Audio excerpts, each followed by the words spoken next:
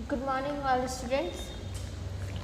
हम आप लोग को मेल रिप्रोडक्टिव सिस्टम पढ़ा रहे थे। उसमें मेल रिप्रोडक्टिव सिस्टम्स के ऑर्गन्स के बारे में दो ऑर्गन्स के बारे में बता चुके हैं, एक स्क्रोटम और टेस्टिस। स्क्रोटम के अंदर टेस्टिस पाए जाते हैं, ये बता चुके हैं ये सब इन दोनों के बारे में। अब तीसरा आया एपिडिडाइमिस, जिसको हिंदी में अधिवृषण कहते हैं।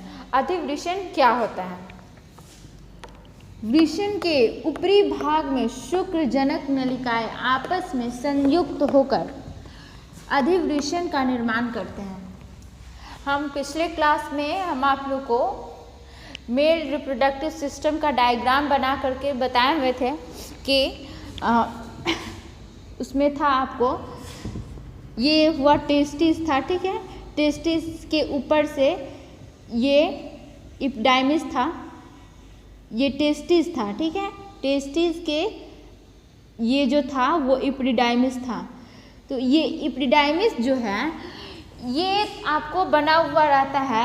हम ये टेस्टिस के अंदर बहुत सारे सेमिनिफेरस ट्यूब्यूल्स के बारे में बताए थे। 600 से 800 सेमिनिफेरस ट्यूब्यूल्स होते हैं। तो वह सेमिनिफेरस ट्यूब्यूल्स जो होते हैं, ये सारे सेमिनिफेरस ट्यूब्यूल्स एक जगह एकत्रित होकर, इकट्ठा होकर के यहाँ संयुक्त होकर के मतलब मिल करके एपिडिडाइमिस का निर्माण करते हैं, ठीक है ना। बहुत सारा सेमिनिफेरस ट्यूब्यूल्स हुआ, ये सारे सेमिनिफेरस ट्यूब्यूल्स एक साथ जुड़ जाते हैं, बहुत सारे सेमिनिफेरस ट्यूब्यूल, और जुड़ करके एपिडाइमिस का निर्माण करते हैं, ठीक है। इसी से आगे वास डिफरेंस या वास डिफरेंस का दूसरा नाम वासा डिफरेंशिया भी होता है, ठीक है। तो ये जो एपिडाइमिस है यही आगे बढ़ करके ये टेस्टिस व टेस्टिस के साइड में एक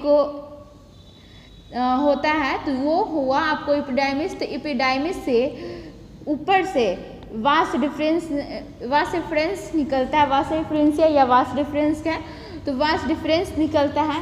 वो आप डायग्राम में देखिएगा एपिडाइमिस कहाँ है और वास डिफरेंस किसको कहते हैं, ये सब दिया हुआ है बुक में भी दिया हुआ है और डायग्राम में भी बताया, वो सब दिया हुआ है, तो देखिएगा। तो उसमें वास डिफरेंस है। तो ये एपिडिडाइमिस जो होता है ये आपको वास डिफरेंस या वास डिफरेंशिया का निर्माण करते हैं। अधिवृषण के कार्य यानी फंक्शन ऑफ एपिडिडाइमिस क्या होता है? यह शुक्राणुओं को परिपक्व करती है, ठीक है। ये इसके अंदर टेस्टिस के अंदर बहुत सारे सेमिनिफेरस ट्यूब्यूल्स हुए, 600 से 800 सेमिनिफेरस ट्यूब्यूल्स हुए। तो सेमिनिफेरस ट्यूब्यूल्स के अंदर स्पर्म बनता है। पिछले क्लास में आप पढ़े हैं कि सेमिनिफेरस ट्यूब्यूल्स के अंदर स्पर्म का निर्माण होता है। तो वहाँ से स्पर्म बनने के बाद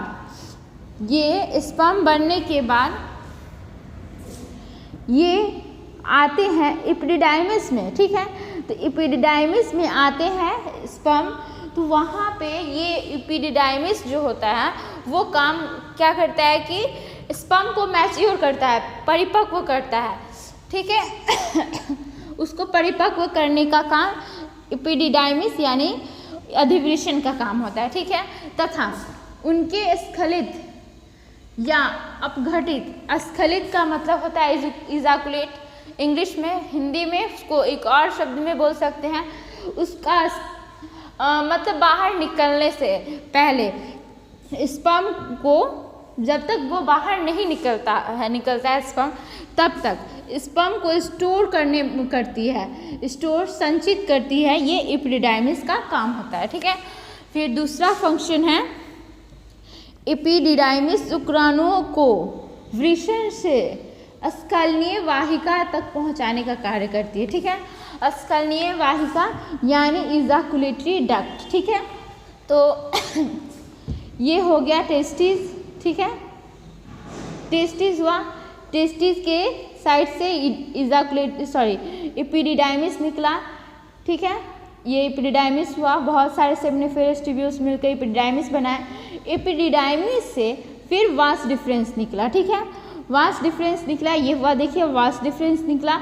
वास डिफरेंस जाकर के सेमिनल वेसिकल में प्रवेश, ये डक्ट जो है ये सेमिनल वेसिकल में प्रवेश करता है। फिर सेमिनल वेसिकल जिसको हम हिंदी में कहते हैं शुक्राशय, तो शुक्राशय में प्रवेश किया, ठीक है। तो शुक्राशय से प्रवेश करने के बाद फिर एक ट्यूब टाइप, ठीक है ना, ट्यूबुलर स्ट्रक्चर, पाइप की तरह स्ट्रक्चर निकलता है, उस पाइप वाले स्ट्रक्चर को हम इजाकुलेटरी डक्ट कहते हैं, ठीक है ना।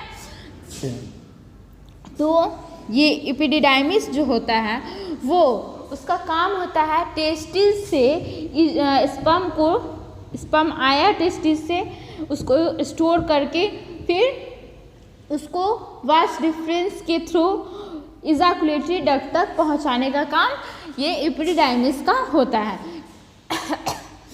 क्यों इसको यहाँ पे हम बोल सकते हैं एपिडिडाइमिस की जगह पे वास डिफरेंस को भी बोल सकते हैं, क्योंकि वास डिफरेंस जो है एपिडिडाइमिस से के बाद आया और इजाकुलेटरी से पहले तो सेमिनल वेसिकल आता है और ये वास डिफरेंस आता है। फिर भी हम इसी को क्यों कहें कि ये ही पहुंचाता है, इसलिए क्योंकि ये बस एक नली है जिसके थ्रू बस जाता है, पर ये जो है एपिडिडाइमिस ये स्टोर का काम करता है, ये स्पर्म को स्टोर करने का काम करता है।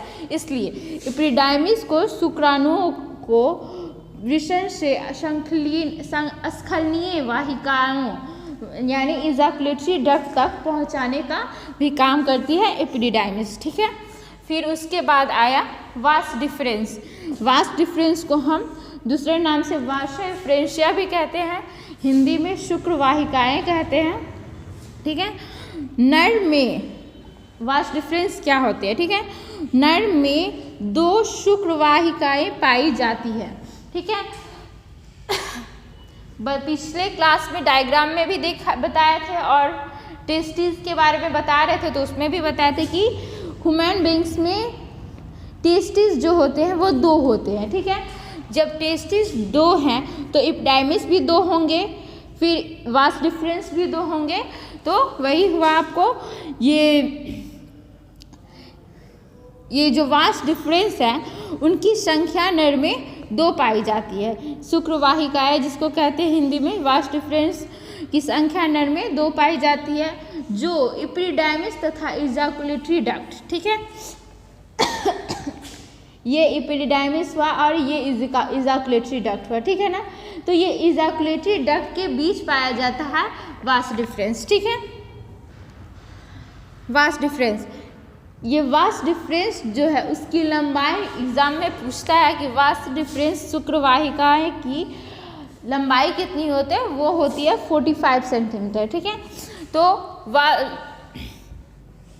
एक और है कि वासेक्टोमी क्या होता है। वासेक्टोमी जैसे बांध्यकरण होता है, तो बांध्यकरण मेल में भी होता है यानी पुरुष में भी होता है और नर में भी मादा में भी होता है, स्त्री में भी, ठीक है। तो वासेक्टोमी जब मेल में बांध्यकरण होता है उसको हम वासेक्टोमी कहते हैं, और जब फीमेल में बांध्यकरण होता है तो उसको हम ट्यूबेक्टोमी कहते हैं। तो वासेक्टोमी में उसमें किस पार्ट को काटा जाता है, ट्यूबेक्टोमी में फीमेल का फैलोपियन ट्यूब जो होता है उसको काटा जाता है, उसको काट करके बांध दिया जाता है, तो वो उसको कहते हैं ट्यूबेक्टोमी। और वासेक्टोमी में होता है कि वास डिफरेंस यानी टेस्टिस से, दोनों टेस्टिस से वास डिफरेंस जा रहा है, तो वास डिफरेंस को ही बीच से कट कर दिया जाता है, तो ये उसको हम कहते हैं वासेक्टोमी।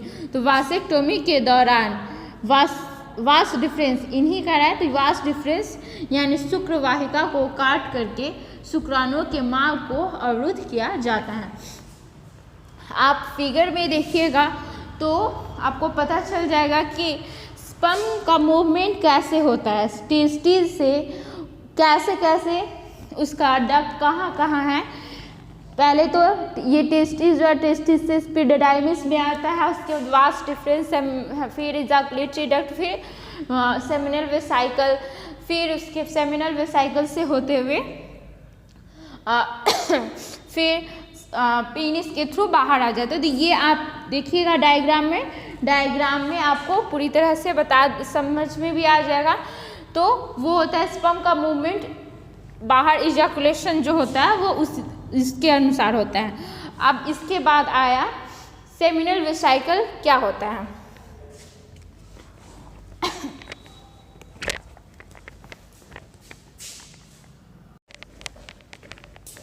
सेमिनल वेसिकल में के बारे में हम आपको नेक्स्ट क्लास में जो है सेमिनल वेसिकल व इजैकुलेटरी डक्ट हुआ, प्रोस्टेट ग्लैंड्स, बहुत मेल रिप्रोडक्टिव में ग्लैंड्स जो होते हैं प्रोस्टेट ग्लैंड्स, कॉपर्स ग्लैंड जिसको बल्बो यूरेथ्रल ग्लैंड्स भी कहते हैं, इसके बारे में हम आपको नेक्स्ट क्लास में बताएंगे।